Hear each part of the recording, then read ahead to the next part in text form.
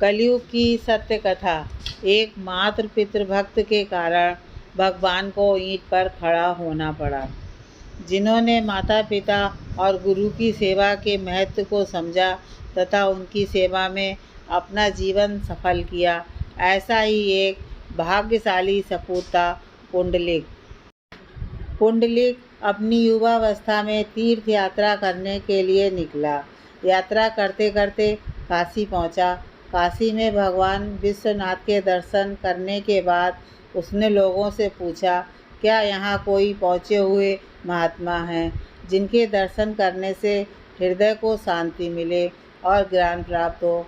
लोगों ने कहा, हाँ हैं। गंगा पर कुक्कुर मुनि का आश्रम है। वे पहुँचे हुए आत्मज्ञानी संत हैं।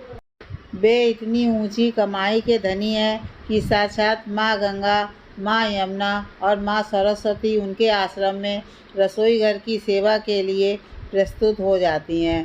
पुंडलिक के मन में कुक्कुर मुनि से मिलने की जिज्ञासा तीव्र हो उठी। पता पूछते पूछते वह पहुंच गया कुक्कुर मुनि के आश्रम में। मुनि को देखकर पुंडलिक ने मन ही मन प्रणाम किया और सत्संग वचन सुने। इसके पश्चात पुंडलिक मौका पाकर एकांत में मुनि से मिलने गया। मुनि ने पूछा, वत्स, तुम कहाँ से आ रहे हो? पुंडलिक, मैं पंढरपुर महाराष्ट्र से आया हूँ। तुम्हारे माता पिता जीवित हैं? हाँ हैं। तुम्हारे गुरु हैं? हाँ, हमारे गुरु ब्रह्म ज्ञानी हैं।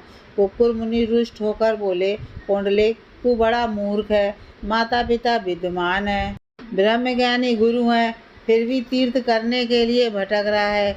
अरे पुंडलिक, मैंने जो कथा सुनी थी उससे तो मेरा जीवन बदल गया। मैं तुझे वही कथा सुनाता हूँ, तू ध्यान से सुन। एक बार भगवान शंकर के यहाँ उनके दोनों पुत्रों में होड़ लगी थी कि कौन बड़ा है। निर्णय लेने के लिए दोनों गए शिव पार्वती के पास। शिव पार्वती ने कहा, जो संपूर्ण पृथ्वी की परिक्रमा करके पहले पहुँचेगा उसी का बड़प्पन माना जाएगा।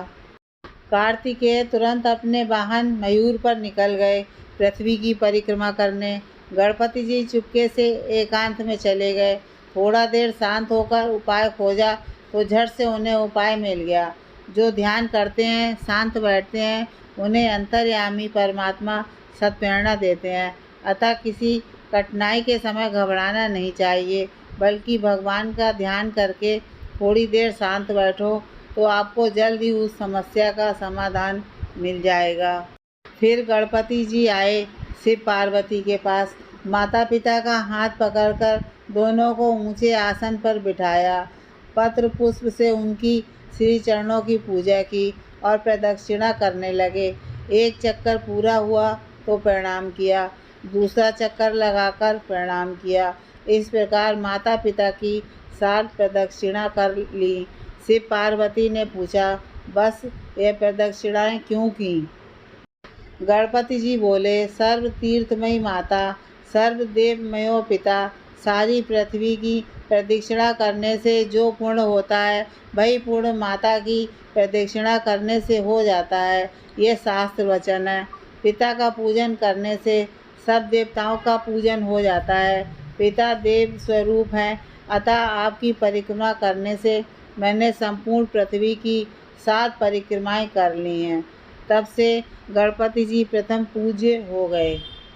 जो पुत्र माता पिता की पूजा करके उनकी प्रदक्षिणा करता है उसे पृथ्वी परिक्रमा जनित फल सुलभ हो जाता है। जो माता पिता को घर पर छोड़कर तीर्थ यात्रा के लिए जाता है वह माता पिता की हत्या से मिलने वाले पाप का भागी होता है, क्योंकि पुत्र के लिए माता पिता के चरण सरोज ही महान तीर्थ हैं। अन्य तीर्थ तो दूर जाने पर प्राप्त होते हैं, परंतु धर्म का साधनभूत यह तीर्थ तो पास में ही सुलभ है। पुत्र के लिए माता पिता और स्त्री के लिए पति सुंदर तीर्थ घर में ही विद्यमान है। पुंडलिक, मैंने ये कथा सुनी और अपने माता पिता की आज्ञा का पालन किया। यदि मेरे माता पिता में कभी कोई कमी दिखती थी तो मैं उस कमी को अपने जीवन में नहीं लाता था और अपनी श्रद्धा को भी कम नहीं होने देता था। मेरे माता पिता प्रसन्न हुए, उनका आशीर्वाद मुझ पर बरसा।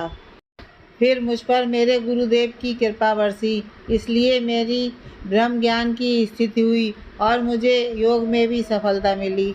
माता पिता की सेवा के कारण मेरा हृदय भक्ति भाव से भरा है। मुझे किसी अन्य इष्ट देव की भक्ति करने की कोई मेहनत नहीं करनी पड़ी। मंदिर में तो पत्थर की मूर्ति में भगवान की कामना की जाती है, जबकि माता पिता तथा गुरुदेव में तो सचमुच परमात्मा देव हैं। ऐसा मानकर मैंने उनकी प्रसन्नता प्राप्त की। फिर तो मुझे न बरसों तप करना पड़ा, ना ही अन्य विधि विधानों से कोई मेहनत करनी पड़ी।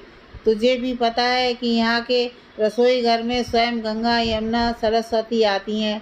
तीर्थ भी ब्रह्मज्ञानी के द्वार पर पावन होने के लिए आते हैं। ऐसा ब्रह्म ज्ञान माता पिता की सेवा और ब्रह्मज्ञानी गुरु की कृपा से मुझे मिला है।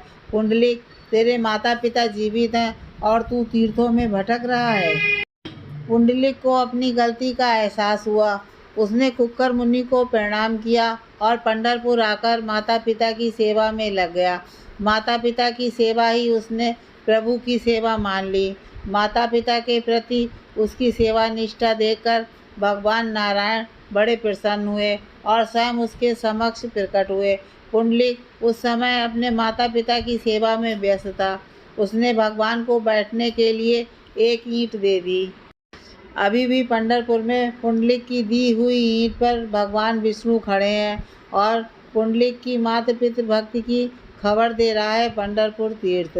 जिन्होंने अपने माता पिता तथा ब्रह्मज्ञानी गुरु को रिझा लिया है, वे भगवान के तुल्य पूजे जाते हैं। उनको रिझाने के लिए पूरी दुनिया लालायित रहती है। वे मातृ पितृ भक्त से और गुरु भक्त से इतने महान हो जाते हैं।